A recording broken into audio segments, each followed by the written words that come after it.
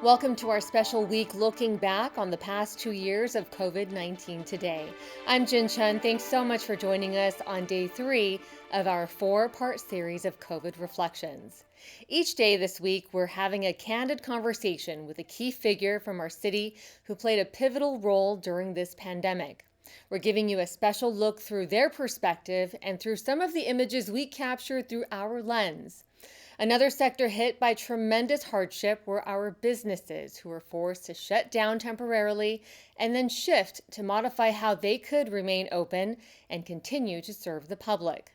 Whether it was a restaurant pivoting their business model to takeout only or dining outdoors, to manufacturers forced to limit the number of employees sharing workspace, to the financial crisis of COVID. It was prevalent here in Torrance as well. And to give you a special look through their perspective of small business help, here's City Cable's Bella Shaw.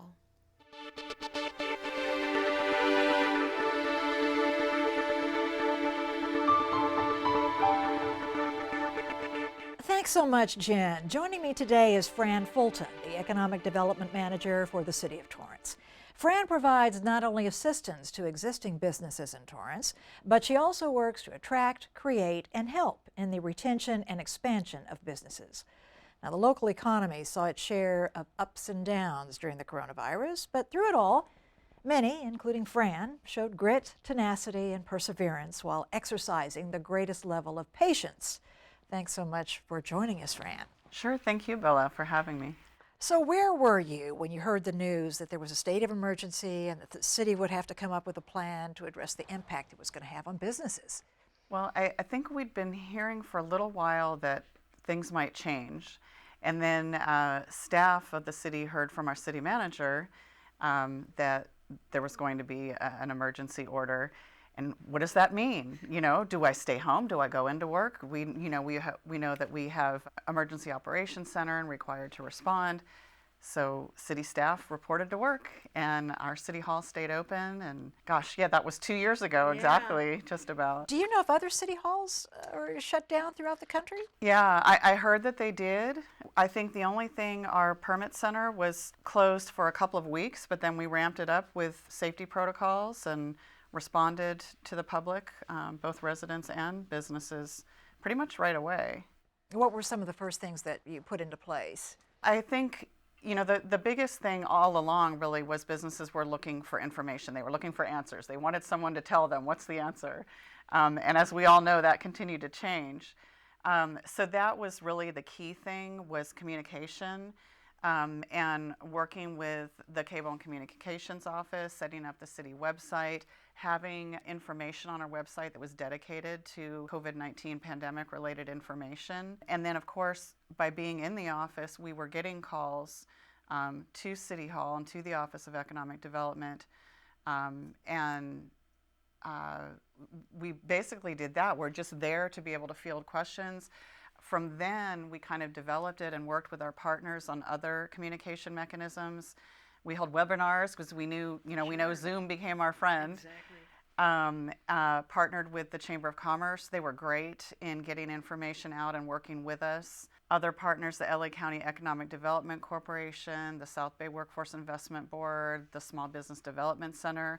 We all kind of rallied together to figure out different ways, different methods, and through our different connections that we could get information out as soon as we had it and could interpret it. Also, other departments within the city, our community development department with our environmental quality officers, our fire prevention officers who are out in the field regularly, would take updates on flyers with protocols, handing out masks to business folks. So we just kind of scrambled any way that we could.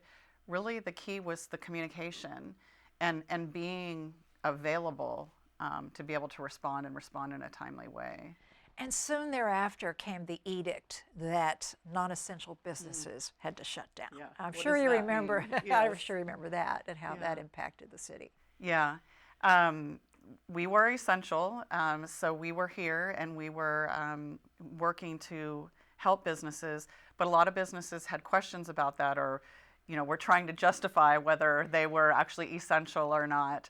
And of course, that continued to evolve as well as who was on that list and what did that mean. And I think, when you kind of look at that in a way, it's kind of offensive. Like, everyone thinks that they're essential and that their business is essential. It's essential to me. It's essential to my family. It's kind of like non-essential employees. Yeah, People. yeah. I'm an essential employee. Yeah, and in a way, that sort of kind of boiled down to the whole humanity of it and how going through this affected everyone so personally. Especially for small businesses. That's your livelihood. You identify with your business. It's who you are. We looked constantly to LA County Department of Health and their constant updates, kind of, weeding through that and being able to interpret that and share that with the business community. Which businesses do you think were impacted the hardest? I think, the obvious ones, the restaurants, the retailers. Our mall, Del Amo Fashion Center, was closed down for several months. Our hotels were hit really hard, and, they're still struggling now. We have a tourism bureau through Discover Torrance and a California Welcome Center now at Del Amo Mall, just continuously putting that message out to the rest of California and the world that Torrance is alive and well and we're safe. And it was always the message. How do we get that message out and getting people back? But the restaurants too, they're still struggling, staffing concerns. I heard from companies that I had never been in contact with before, nail salons, barbershops, or hair salons, massage, wellness studios, Pilates studios. Especially like with our downtown area, it's all mom and pop businesses. So we worked really closely with the Downtown Torrance Association to help support those businesses in particular, and the restaurants across the city, helping them with outdoor setups where they could encroach on the public right-of-way to be able to put chairs and tables out on the sidewalks and some areas in the parking areas, just to be able to have them continue to have customers. And there were still probably a lot of hurdles that you had to cross, even with the outdoor dining, because you had to take into consideration a lot of things like fire and ADA and things like that people aren't aware of. Yeah, that was that piece of it just really showed how we could really respond and react quickly. We had to become nimble, like businesses did as well, and be able to respond and figure out, okay, maybe in the past we would require, this whole long process to go through, but we need to be able to respond now. We need to be able to tell businesses what they're able to do now. And you're right, departments had to work together and communicate with each other on how we're going to allow these, still ensuring that they're going to be safe, both for the business and the patron, but how can we respond and make it happen as quickly as possible?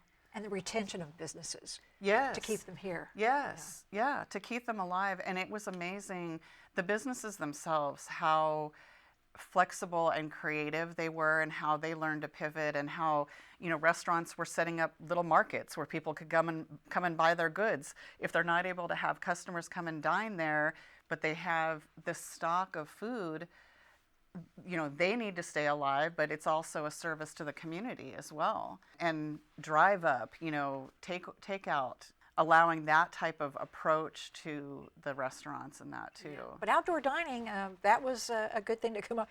That's very popular in Europe and things like that. So that might even stay. There might be some silver linings in all of this. Yes, that's a big hit. And you're right, in Southern California, that's a no-brainer. And everybody loves it. So that is something that we're looking at now, being able to perpetuate that, putting in policies in place that a business can apply for it to be permanent. Okay. Yeah, so you're right, we're looking at carrying that forward for those businesses that want to do that. Yeah. Well, do you think that a lot of people wanted to work? Do you think that they were leaving Torrance and trying to find jobs other places? Were companies even hiring during the pandemic? Companies were hiring during the pandemic. There was such a juxtaposition. There were a lot of layoffs. There were a lot of furloughs. A lot of companies that were furloughing their employees, but not necessarily severing the ties, looking to see if they were closed or if they were essential or non-essential. One of our partners that we really relied heavily on was the South Bay Workforce Investment Board. They, of course, were working with what they call rapid response for those layoffs and furloughs and being able to assist those businesses to help those employees with resources to be able to find other jobs. But they also partnered with the companies that were hiring, doing on-site job fairs and connecting people from one company to another. So that was great to be able to rely on them. We all continue to rely on them, their customized training programs, and particularly during the pandemic with helping people get back to work. And even with, office businesses, where some businesses who had never had employees telecommute discovered that they could do that. And some companies that were looking at expanding are now kind of re-examining that. Well, do we really need to build on, an addition to our office building? Maybe not. You raise a good point, because some businesses, it actually was a silver lining, like we talked about, because they actually ended up thriving through the pandemic. Yes. Yeah, we had some companies that, the service or the product that they provided was in incredibly increasing demand during the pandemic. High-tech companies thrived. Yeah. And even a company, Cora, that did special events, they pivoted to emergency services and helping with the tents that COVID testing took place in. Some of our breweries kind of pivoted to making hand sanitizer. So it was just like, I don't know, there's so many more. I can't Innovative even think masks or, different things. Yeah. There was a costume. They made uniforms, and they started making masks and that other match the PPE uniform. gowns and things like that. Absolutely. Yeah. In the mayor's recent State of the City address, he mentioned, that maybe Torrance is becoming sort of like a Silicon Valley in a way, because we are getting a lot of these high-tech companies. Yeah, Torrance has always been an attractive place for all kinds of businesses. We have a very diverse business base, from everything like we talked about, restaurants and retailers, to very high-tech advanced manufacturing, aerospace suppliers. Particularly in aerospace, there's been sort of an evolution where younger employees who have gone to work for some of these larger companies have discovered that they can do something faster, cheaper, better. And so they've launched their own spin-offs. There's a company that is looking to manufacture in space. Wow. And with the smart city concept and looking at 5G, looking at different sensors for traffic monitoring, weather, environmental sensors. It's kind of all over the board. It's really amazing. I'm blown away. My favorite thing is to go on business visits and to learn about these companies and what they do. So yeah, I would agree with you with that. With high tech, we're seeing more and more of that. And there's a lot of development happening in the city too. So we have light industrial space and more that's being built. So there's space for companies to come in with the vision that they're going to be growing and they're going to need more space. So we welcome that. Manufacturing is definitely alive and well, particularly here in Torrance. So as we move away, Fran, from this pandemic, hopefully, Fingers crossed. What's going to be the new normal? What's going to entice people to maybe want to locate their business here in Torrance? I think the space, like I mentioned, we at least currently tend to be a little bit more affordable for office or for industrial space than if you go further north. We are a very safe city. We have great amenities. We have a great school system. Everything is here. Some of our companies say that. The reason I'm here and the reason I continue to grow my company is my suppliers, my partners, my customers are all here or within this area. Other industry clusters like biotech. We have two of the largest peptide companies here in Torrance. They continue to grow here. Advanced technology for the automotive industry, electric vehicles, electric charging, batteries. So I think you tend to see like businesses wanting to be together, and also where their customers and suppliers are and are in the vicinity. We also continue to look internationally. We have a long history of international-based businesses here. They continue to want to come to Torrance and grow from many different countries.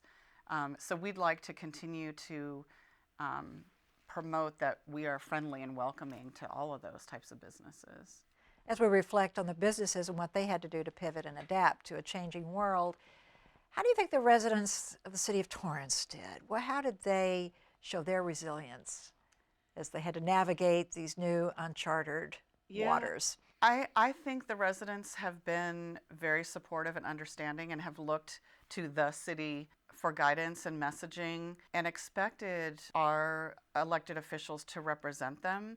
I think they've also really appreciated the services that the city has been able to provide, the vaccinations that our fire department partnered with the hospitals. We had a grocery delivery system that we got out. We partnered with local grocers and multiple departments to get out and deliver food to seniors and others who may not have been able to get out. So I feel that the community is proud of the city and the efforts that we put forth, and we're proud of the residents as well for hanging in there and for supporting each other, especially with the major hospitals that we have too. I mean, they have definitely been our heroes, and I think everyone can agree on that as well.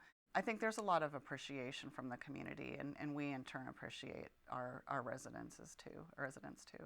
And it was so important that you were able to disseminate the information, get the information out there so that people would know, okay, is it a mask mandate or is it not? Or what about the gyms? Can I go here? Can I go there? What is non-essential business? Can I come in through the back door maybe?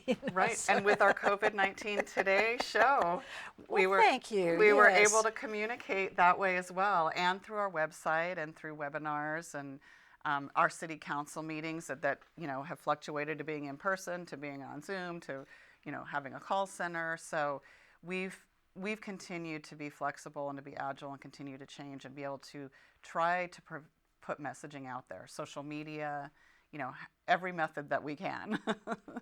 Is there anything else you'd like to add that we didn't cover that you think was unique about the way we handled this whole situation?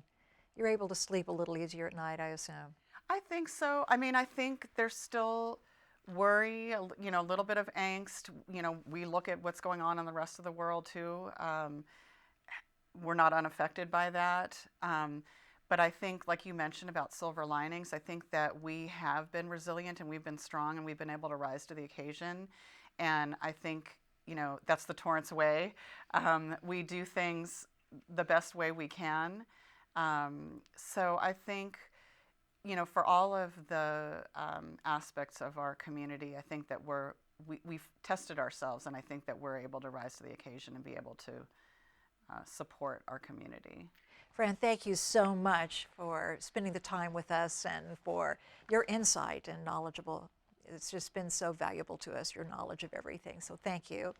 And thank you for joining us tonight. Be sure to tune in tomorrow for part 4 of our COVID-19 Look Back series. I'm Bella Shaw. Thanks for joining us.